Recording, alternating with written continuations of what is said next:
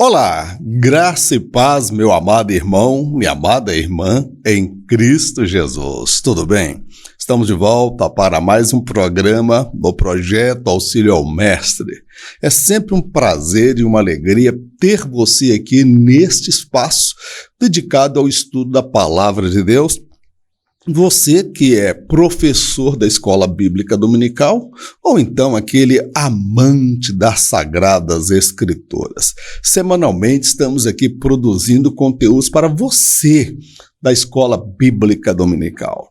Eu agradeço a Deus pela sua vida e te peço, se inscreva no canal, deixe o seu like, compartilhe com seus contatos e aperte o sininho da notificação. Toda vez que eu colocar aqui um vídeo, fazer uma live, o YouTube vai te comunicar, tá certo, meu querido? E dando prosseguimento à sequência de estudo desse terceiro trimestre de 2023, nós estamos estudando o tema proposto pela CPAD, a Igreja e o Império do Mal. Como viver neste mundo dominado pelo espírito da Babilônia. Ao longo desse trimestre, nós estamos discorrendo aí das estratégias do Império das Trevas para sabotar, influenciar, neutralizar, calar, amordaçar a Igreja do Senhor. Então, estamos falando aí de política, de economia, de religião, de sociologia, de filosofia, psicologia, teologia, a doutrina do pecado, que é a martiologia, a doutrina da salvação, soteriologia e várias outras doutrinas. Porque o Império das Trevas, ele vai se valer da arte, da produção de filmes, de músicas. Ele vai se valer de toda a produção artística cultural para influenciar homens e mulheres, jovens e crianças, tá certo? E a igreja precisa estar a par destas investidas do Império do Mal, tá certo, meu querido? E dando prosseguimento, hoje nós estaremos estudando a lição de número 7, a desconstrução da feminilidade bíblica. Leitura bíblica encontra-se no livro de Provérbios, capítulo 31, versos 10 ao 31. Mulher virtuosa, quem a achará? O seu valor muito excede o de rubins. O coração do seu marido está nela confiado e a ela nenhuma fazenda faltará. Ela lhe faz bem e não mal todos os dias da sua vida. Busca lã e linho e trabalha de boa vontade com as suas mãos. É como um navio mercante, de longe traz o seu pão.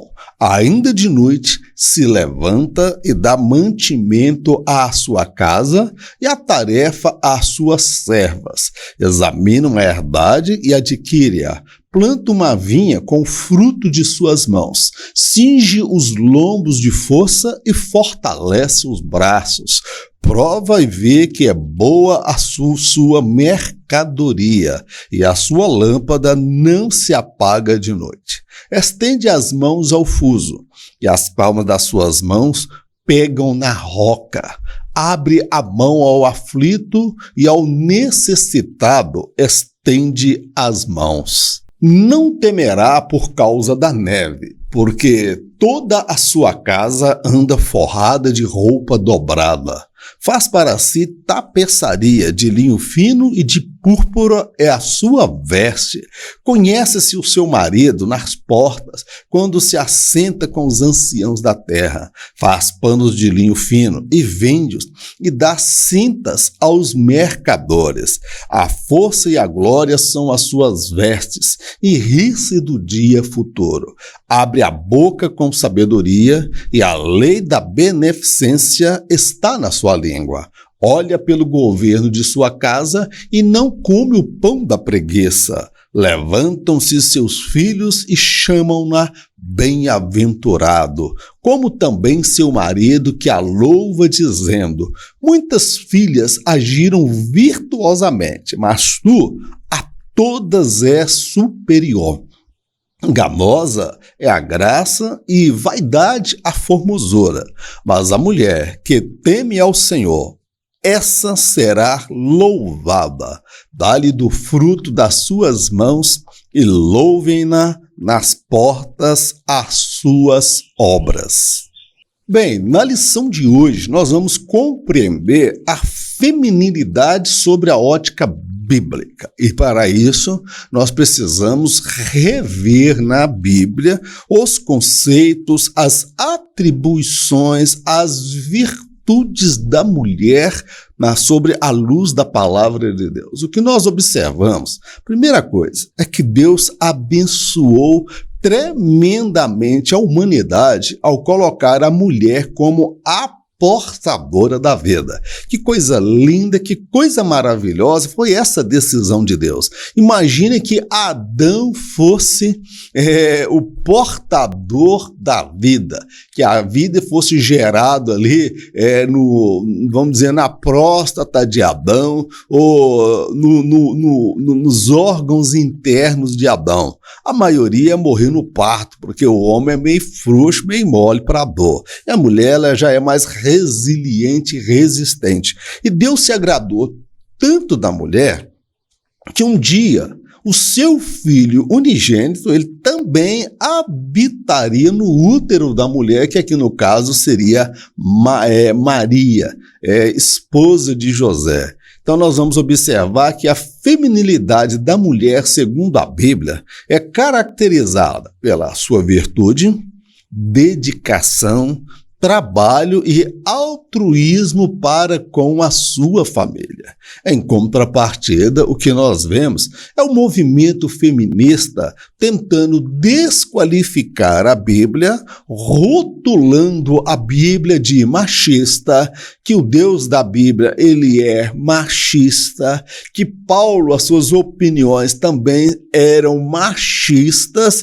Então nós vemos aí uma verdadeira rejeição ao Deus da Bíblia por parte do movimento feminista. E não há como uma mulher cristã abraçar as ideias do feminismo. Então, na verdade, eles buscam o quê? Acreditam que a Bíblia precisa ser reescrita sobre a ótica feminina. É sobre isto e um pouco mais que nós vamos falar nesta lição de hoje. Neste primeiro tópico, nós vamos falar mais propriamente acerca da feminilidade bíblica. Afinal de contas, o que é a feminilidade? Quem é Deus colocou a mulher com esses atributos, com essas características, com essas virtudes? Meu amado, foi o próprio Deus. Como eu já disse, Deus se agradou tanto da mulher que um dia ele habitaria no útero da mulher. Por isso, talvez ele decidiu não colocar Adão como portador da vida, porque o homem é mais grosso e mais rude. Então Deus achou a mulher graciosa, meiga, entendeu? Dedicada, altruísta, é aquela mulher que cuida da sua prole, cuida do seu filho. Sobre isso que nós vamos falar neste primeiro tópico. A criação divina da mulher. A mulher foi o último ato da criação. Ela não surgiu por conta do homem, pois ela já fazia parte do plano de Deus. Um dia, seu filho haveria de habitar em seu útero, por isso ele a fez de forma tão sublime, meiga, delicada e graciosa. Apesar de Adão e Eva refletirem a imagem do Criador, vale lembrar, ele estabeleceu o princípio de hierarquia em tudo que fez. Desta forma, a mulher seria auxiliadora, amante e coparticipante quanto à missão de criar filhos tementes a Deus e conscientes do seu papel na sociedade. Quando nós falamos aqui nesse primeiro tópico, a mulher, meus irmãos, ela foi o último ato da criação. porque Deus criou a fauna, a flora, todas as coisas visíveis e invisíveis, depois formou o homem do pó da terra e a mulher foi tirada da costela de Adão. Então ela foi o último ato da criação. É como que os animais, a fauna, a flora, tudo tivesse pronto. Mas estava faltando ainda a coisa mais linda que viria a este mundo, que era a mulher. E Deus fez a mulher, meu irmão, de forma tão sublime, tão meiga, tão delicada, tão graciosa, tão formosa, meu amado. Sabe por quê? Eu acho que no plano de Deus ele fez a mulher assim porque um dia o seu filho Jesus, ele também habitaria por um período de 9 meses no útero de uma mulher. Então nós vamos observar todo o cuidado de Deus na formação da mulher. E eu não sou da opinião que a mulher foi criada para suprir uma necessidade do homem. A mulher ela tem brilho próprio. A mulher sempre esteve nos planos de Deus, porque a Bíblia vai dizer o Cordeiro de Deus que foi morto desde a fundação do mundo. E aí estava no plano de Deus que ele viesse do útero de uma mulher, tá certo? Então ela não surgiu de improviso. A mulher não foi criada por conta do homem. Ela foi criada como ato da bondade de Deus e delegou a ela a capacidade de ser a portadora da vida. Agora, o que nós precisamos compreender é que Adão e Eva, eles refletem de fato a imagem do Criador. Todavia, a gente precisa entender que em tudo que Deus criou, ele estabeleceu o princípio da hierarquia. Isto é visto, por exemplo, nos anjos. Há anjos, arcanjos, querubins e serafins. Existe ali uma hierarquia. Então Deus estabeleceu também uma hierarquia entre o macho e a fêmea. No plano de Deus, a mulher, a fêmea, ela seria o quê? Auxiliadora, amante e coparticipante quanto à missão de criar filhos tementes a Deus e conscientes do papel deles diante da sociedade. Então, desta forma, Deus criou a mulher com beleza, porte, graça, formosura que encanta o mundo. Ela foi o último ato da criação. Se depois disso, minha irmã, tu não deu um glória a Deus, é porque você não entendeu a generosidade de Deus ao formar a mulher. A bênção da maternidade. Adão e Eva foram criados de forma única, mas este não seria o padrão adotado por Deus. Por isto, ele dotou a mulher com a dádiva da maternidade. Ela teria um importante papel no plano de Deus, pois em seu útero seriam gerados os que haveriam de chegar a este mundo. Ela foi dotada de uma estrutura psíquica e emocional únicas. Por esta razão, seus filhos se sentiriam amados, protegidos e seguros em seus braços.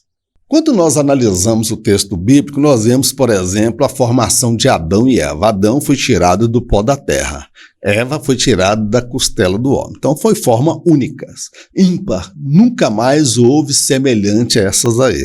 Mas com relação à chegada dos filhos, a chegada dos demais habitantes da terra, Deus não ia lá amassar de novo o barro e pegar da costela do homem mais uma para formar uma mulher. O método seria diferente. Deus dotou o casal da capacidade de fecundação, todavia a mulher seria o quê? A portadora da vida.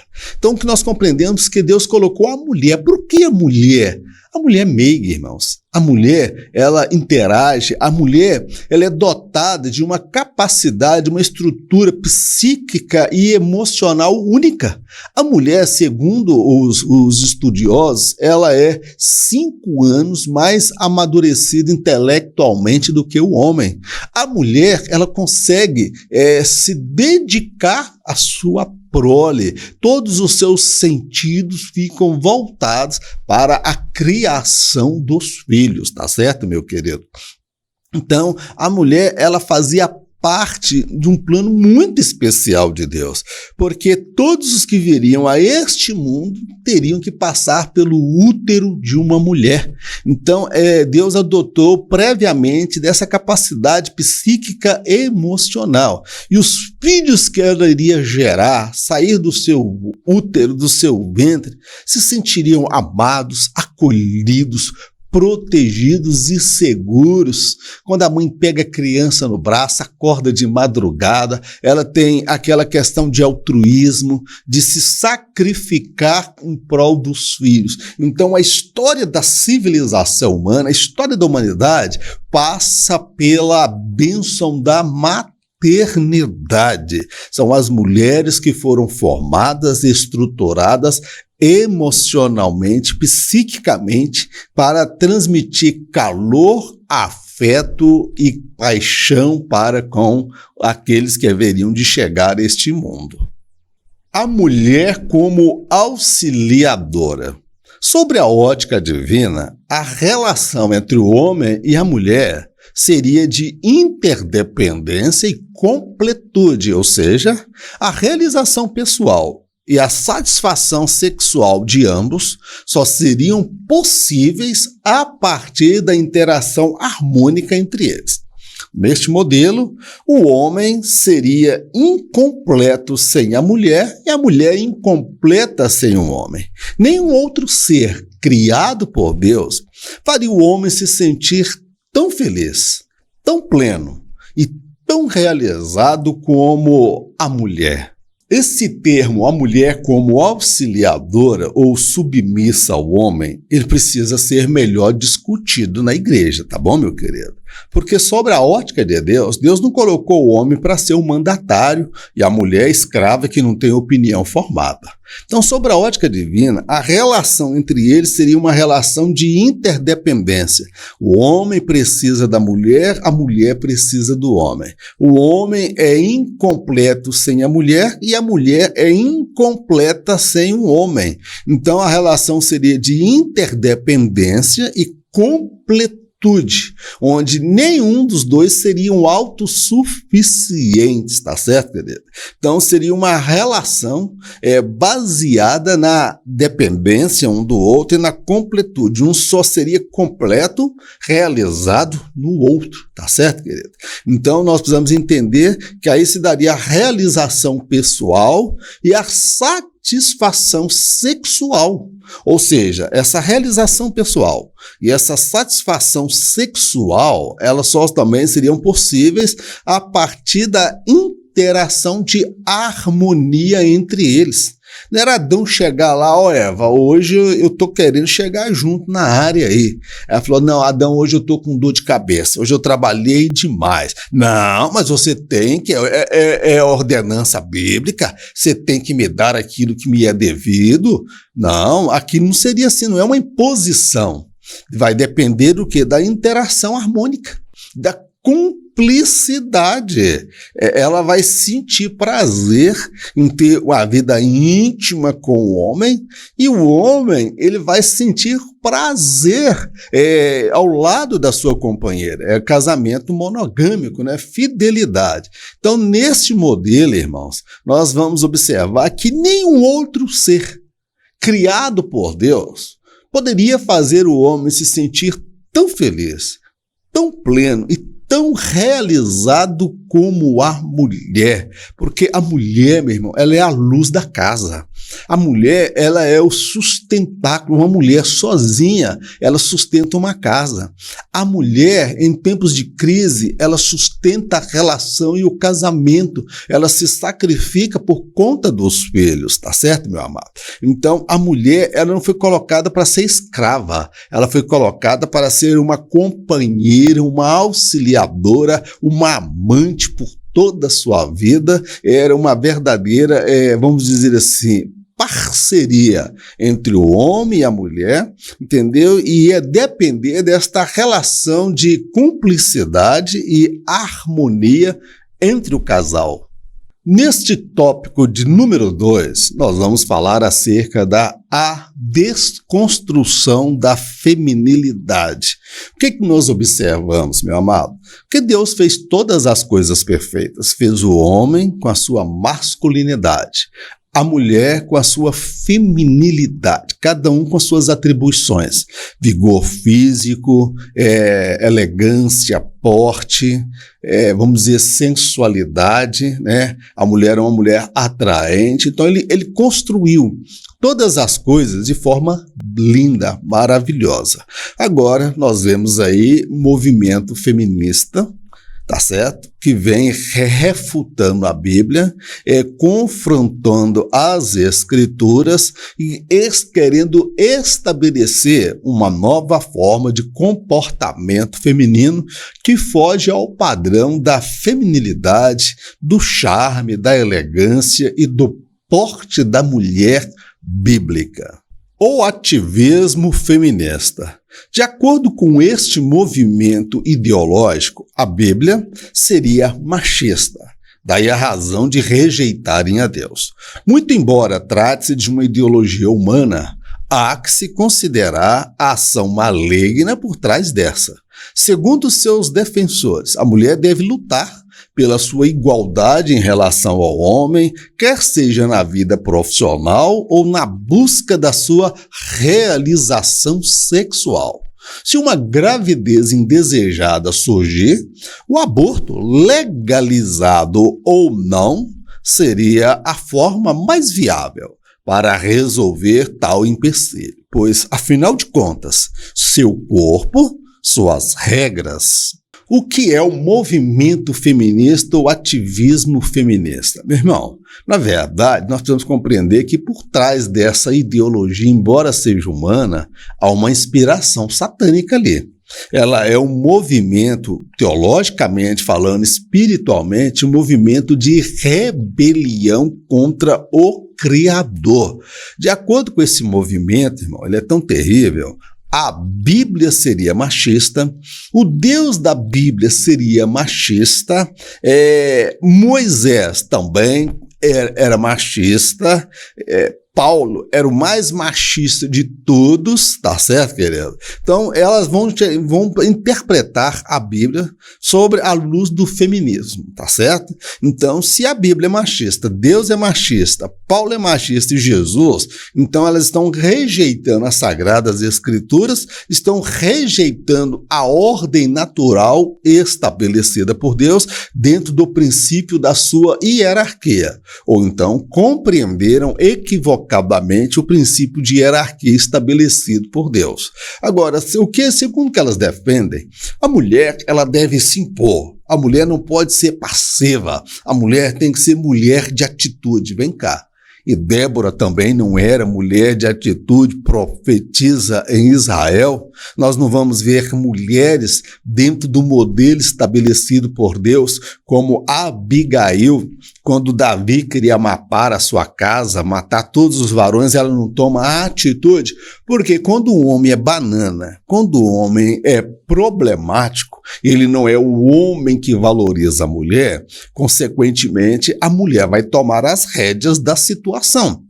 Mas aqui, o movimento apregoa que todas as mulheres têm que ser mais aguerridas em relação ao homem, elas devem lutar pelo seu princípio de igualdade, quer na vida profissional, quer na vida sexual. Aí nós vamos ter algumas consequências. A mulher, na sua dupla jornada, na sua realização profissional, ela acaba enfrentando trabalho em casa e trabalho fora de casa. E com isso, a mulher ela não tem essa estrutura, esse vigor todo para competir com o homem. Segunda coisa, a questão da sua busca da sua realização sexual. A mulher, após a criação da pílula do Woodstock, faça sexo e não faça guerra, meu irmão, a mulher ela se tornou também, de certa forma, libertina como homem. A questão da pílula, ela não engravidava mais, ela poderia ter vários parceiros e se igualar ao homem. Meu irmão, isso aí foi rebaixando a imagem da mulher. E posteriormente a imagem da mulher ficou atrelada à pornografia, propaganda propaganda de mulher nua, propaganda de mulher envolvendo o erotismo, tá certo, querido? Depois nós vemos aí o rock, vemos aí o carnaval, vemos aí o funk no Brasil, que as mulheres são tratadas, as cachorras, as vagabundas, as separadas, as amarguradas. Então, a imagem da mulher foi se deteriorando.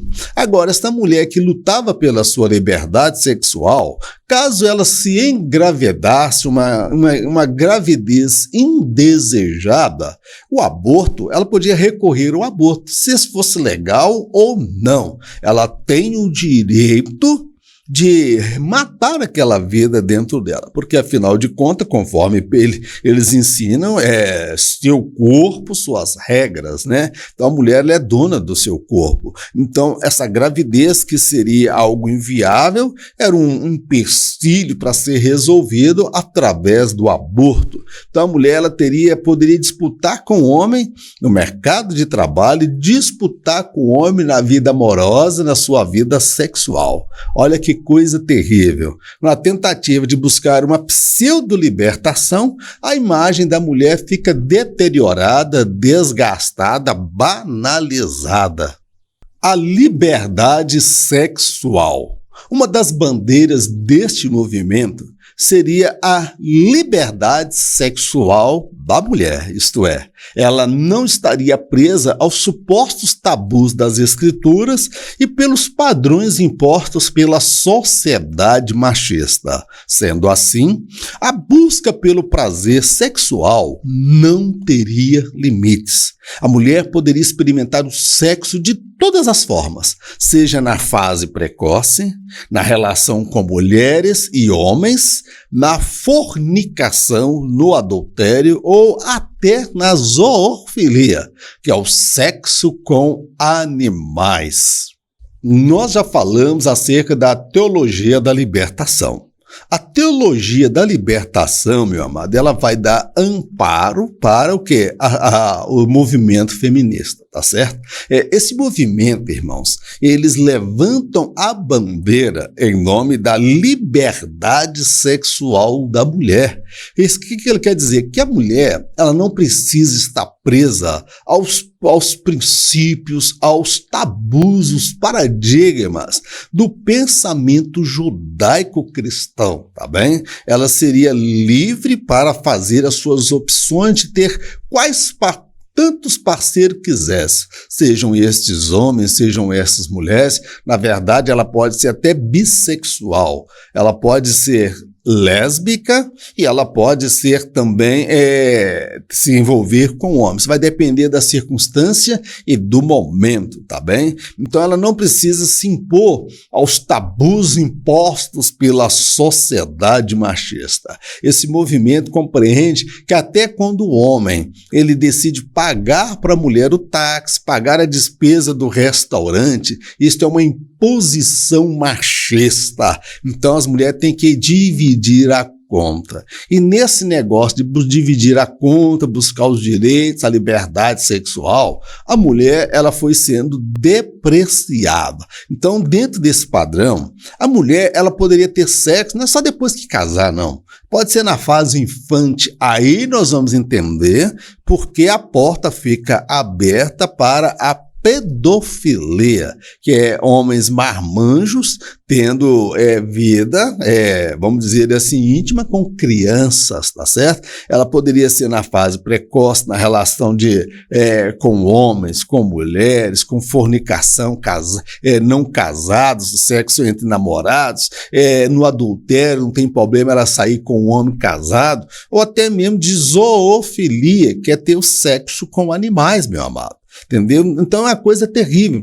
Essa liberdade sexual, nós na teologia compreendemos uma escravidão. A mulher se torna escrava da lascívia, da sensualidade, da paixão. Ela é na Bíblia a mulher rotulada mulher sábia, mulher valorosa, mulher prudente, mulher sábia. Quem a achará? Ou seja, a Bíblia ela enaltece enaltece a imagem da mulher. A mulher, ela foi o último ato da criação. Jesus, ele interagia com as mulheres e a ressurreição de Jesus, meus irmãos, no ato da ressurreição, a primeira pessoa para quem ele aparece é para quem? Para uma mulher, Maria Madalena, tá certo, querido? Então nós vamos ver que essa liberdade apregoada é, na verdade, uma escravidão. O grande jogada de Satanás foi escravizar o homem e dar a ele a sensação de liberdade, que outrora ele estava escravizado em Deus. Na verdade, antes ele era livre para obedecer ou não, mas agora ele não consegue fazer outra coisa que não seja pecar. Ataques à família tradicional. O modelo tradicional de família cristã tem sido afrontado pelo movimento feminista, segundo o qual a união monogâmica tiraria da mulher o direito a outros possíveis parceiros. Somado a isto, afirmam que a submissão ao marido seria uma depreciação da mulher. Sendo assim, seu ideal de vida seria a busca do seu empoderamento, ou seja, ela seria a dona da sua própria história, conforme ensinam o enlace matrimonial e a gestação seriam empecilhos às mulheres e estes deveriam ser evitados a todo custo. O movimento feminista fala muito acerca da família tradicional, mas olha a contradição e o paradoxo.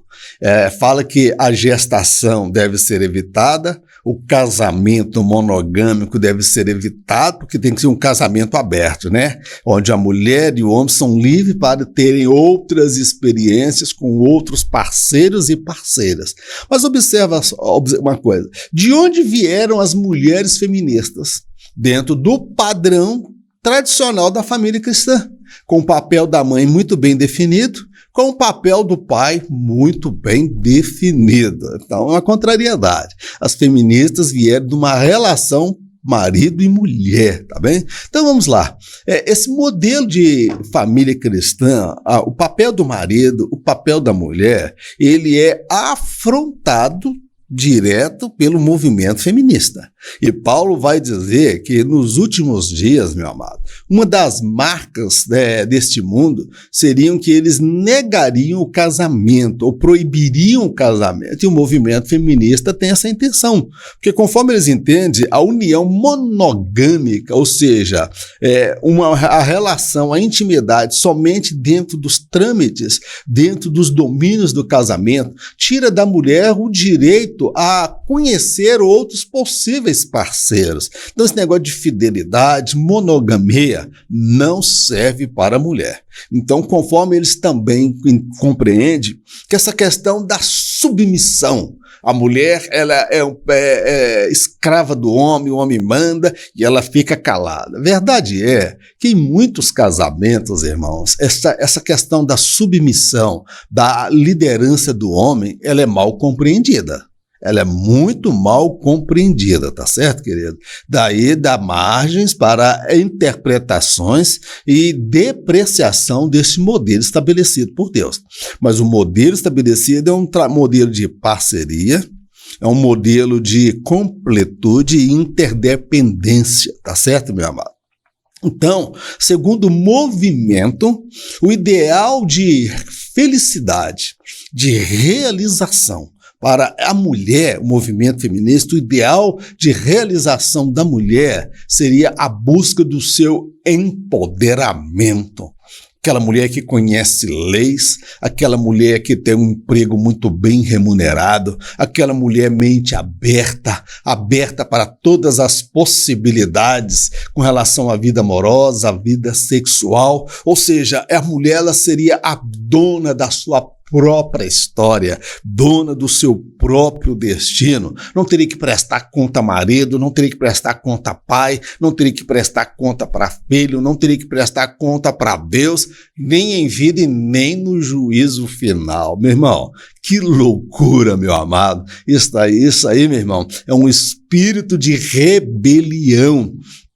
E o movimento fala que as mulheres devem evitar a todo custo o casamento e a gravidez, porque esses dois são empecilhos que as mulheres devem lutar para se esforçar para não casar e não ter filho. Aí, enquanto está nova, tendo vários parceiros, vários amantes, várias experiências sexuais, parece interessante, mas quando chega a velhice, a idade avançada, a beleza, a formosura já não são mais a mesma, ela vai se dar conta que ela está só, desamparada, não tem um marido, não tem um filho, não tem ninguém. É uma vida de solidão. Neste terceiro e último tópico, nós vamos falar acerca da mulher virtuosa, símbolo bíblico de feminilidade. Nós vamos falar aqui acerca das características da mulher virtuosa, da mulher, vamos dizer, feminina, a mulher estabelecida por Deus. Precisamos compreender que a Bíblia é o manual do Criador. E ali existem as diretrizes concernentes à feminilidade da mulher. Modelo de esposa fiel. A mulher sábia age com prudência. É uma ótima administradora do lar e nunca faz mal ao seu companheiro. Uma mulher que se sente amada, valorizada e respeitada não terá dificuldades de ser fiel e submissa ao marido. Quanto à sua satisfação sexual, seu cônjuge se esforça para que este ato também lhe seja prazeroso. Ele nunca é egoísta no ato sexual, sabe que é do desejo de Deus que ela se sinta realizada como ele. Aqui nós vamos falar um pouco de alguns tabus, né, meu irmão? Vamos falar um pouco. Por exemplo, com relação à questão do ato sexual. Meu irmão, o modelo de esposa fiel é aquela mulher sábia, aquela mulher prudente, ela é uma ótima gestora do lar, ela sabe tudo que a casa precisa, o que está faltando, nada pega ela de surpresa, tá bem? É aquela mulher que nunca faz mal ao seu companheiro. Ela não é vingativa, ela não é rancorosa.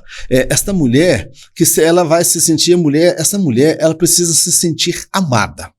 Ela precisa se sentir valorizada, ela precisa se sentir respeitada. Daí a submissão não dar ao homem o direito de que ser o mandatário, o dono da verdade. Ele precisa amar esta mulher, ele precisa supervalorizar esta mulher e respeitar, porque somente assim ela não vai ter dificuldade de lhe ser fiel e submissa. Tá certo? Agora, é dentro desses termos. Agora, em relação à atividade sexual, meu irmão, o parceiro desta mulher, ele tem uma consciência cristã, que Paulo vai dizer que o homem, ele deve pagar à mulher a devida estima. O que Paulo está dizendo? Que o homem sentiu prazer, teve o orgasmo com a sua esposa, ele deve se esforçar para dar à mulher o mesmo prazer, porque este ato, o sexo criado por Deus, ele tem que ser prazeroso para ambas as partes. Esse homem que está ao lado desta mulher abençoada, desta mulher prudente, administradora, essa mulher valorosa, virtuosa, ele não é egoísta sexual. Ele não é aquele marido galo que chega com 30 segundos, 1 minuto e depois vira para o lado, deita, vira, dorme e ronca, e uns até soltam alguns gases noturnos e a coitadinha está lá suja. Então é do vontade de Deus que essa mulher também sinta prazer, porque Deus criou o orgasmo masculino, Deus criou o orgasmo feminino. Então, meu querido, se é proibido fazer sexo antes do casamento, também é proibido deixar de fazer sexo depois do casamento. Então esse homem, você, meu irmão, olha bem para mim, você tem a responsabilidade de fazer essa mulher sentir prazer, subir pelas paredes e ao término do ato ela, glórias a Deus, aleluia, meu Deus. Porque isso é bênção de Deus, tá, meu irmão? E faz aqui na terra, porque lá no céu não vai ter essa bênção, não. É só aqui. Então deixa de briga, deixa de barraco, dormir no sofá e aproveitem. Aproveitem desta bênção, porque no céu nós não teremos êxito. Padrão de mãe amorosa. O instinto materno de proteção faz com que a mulher não viva mais em função de si, mas para os filhos e o marido. Por ser prudente, ela tem o controle sobre todas as demandas do seu lar. Não é esbanjadora, gasta o necessário. Sabe resolver conflitos entre os filhos. Quando necessário, ela faz o uso da vara de correção. Trata todos os filhos com amor e nunca faz distinção entre eles. E esta mulher enquanto mãe? Até aqui nós falamos dela enquanto amante, enquanto esposa. Esta mulher enquanto mãe, irmãos, ela foi dotada por Deus com um instinto de proteção. Alguns vão falar um instinto materno. Este instinto dado por Deus faz com que a mulher ela seja altruísta. Ela não viva mais assim em função de si. Ela passa a viver em função do marido, em função dos filhos. Ela se realiza na família. Ela se dedica a esta família como ninguém. Ela controla, ela domina, ela por ser prudente, ela tem um controle sobre todas as demandas do seu lar. Ela não é esbanjadora, não gasta mais do que deve, ela é o quê? Econômica, ela gasta o necessário, tá certo, querido? Aquela mulher que sabe resolver os conflitos, aquelas confusão, briguinha entre os filhos, os adolescentes, até os filhos adultos, porque ela foi dotada de sabedoria. Se o marido não sabe resolver conflitos, nós temos, por exemplo, o exemplo de Abigail, que resolveu o problema de Davi, que está virado querendo matar todos os homens. Então essa mulher, ela de certa forma, ela tem essa habilidade para fazer gestão de crise e conflito. E quando necessário, ela faz uso da vara de correção, tá certo, querido? A minha mãe me apresentou, eu não era da área do direito, mas ela me apresentou a vara da infância. Vara de goiaba, vara de abacate, fio de luz e sola de pneu de caminhão esticado no lombo. Ninguém morreu, tá todo mundo vivo. E tinha hora, 5 ungidos de Deus, cada um mais ungido que o outro, que se não é minha mãe usar a vara, usar a correia, cabo de vassoura, chinelo voador no pé da orelha, meu irmão, a casa seria uma completa bagunça, tá certo, querido? E ela não faz distinção de filho, não tem aquele problema que Jacó teve de predileção entre os filhos. Um é mais queridinho dela do que o outro. Esta é o padrão da mulher, da mãe amorosa. Exemplo de administradora e empreendedora. A mulher virtuosa não está restrita às atividades do lar. Ela contribui na renda da família, para isto realiza trabalhos manuais. Não é preguiçosa ou tampouco pessimista em relação ao amanhã. Embora este pertença a Deus, ela sabe que o trabalho duro realizado hoje pode garantir a segurança financeira da família em relação ao amanhã. A mulher virtuosa, a mulher bíblica, irmão, ela não está restrita somente às atividades do lar. Quem diz que a mulher só tem que lavar, cozinhar, cuidar da casa, trocar fralda, lavar roupa e mandar menino para a escola? Não. As atribuições dela vão muito além disso. Ela tem a participação direta na renda da família. A mulher bíblica, ela faz trabalhos manuais. A minha mãe lavava roupa para fora. A mulher bíblica, ela pode trabalhar, ela pode fazer roupa, ela pode fazer tapeçaria, trabalhos artísticos manuais. Ela pode aprender a fazer bolo, ela pode aprender a fazer doces, ou seja, ela é uma empreendedora. Não é preguiçosa, ela se desdobra para poder dar qualidade de vida para a sua família, e também ela não é pessimista em relação ao futuro. Todo mundo está, não, vai quebrar, o Brasil tem crise, a inflação. Meu irmão, ela vê o amanhã com alegria. com esperança, porque ela trabalha duro hoje, ela acorda cedo, dorme tarde, ela rala, ela batalha, porque ela sabe que o trabalho duro realizado hoje pode assegurar a família a questão da segurança financeira em relação ao dia de amanhã. E é o trabalho, é o que planta hoje, pode ser amanhã. Então esta mulher é semelhante àquela formiga que a Bíblia fala, ó preguiçoso, vai ter com as formiguinhas. Você pode trabalhar, você pode realizar trabalhos de venda de produto pela internet, você pode ser um influencer designer, você pode ser um influencer digital. Tem várias formas de você trabalhar, minha irmã, de você produzir para o seu lar, para a sua família. Amém, queridos? Meu irmão, o tempo é pouco. Até me excedi aqui, a aula ficou um pouco grande. Que o Espírito de Deus, minha irmã, te dê a graça de você ser aquela mulher sábia, aquela mulher virtuosa, aquela mulher prudente, aquela mulher que não põe o marido em dificuldade, como foi o caso de Batseba, tá bom, meu querido? Muito embora ela se converteu e mudou de postura depois. Que Deus abençoe a sua vida. Seja esta mulher feminina, graciada, porque Deus... Você, mulher, você foi o último ato da criação de Deus. Deus agradou tanto de você que Ele te dotou de atributos muito superiores ao homem. Em porte, beleza, graça, formosura. Você é uma maravilha. Deus abençoou a humanidade quando decidiu colocar você como a portadora da vida. Vamos orar? Senhor, nós queremos te agradecer por mais este estudo. Ajuda a tua serva a ser aquela mulher valorosa, aquela mulher prudente, e que ela tenha do lado dela o marido que a ama, que valoriza, meu Deus, que está sempre ao lado dela, no qual ela se sente realizada profissionalmente, ela se sente realizada na vida íntima e na vida sexual.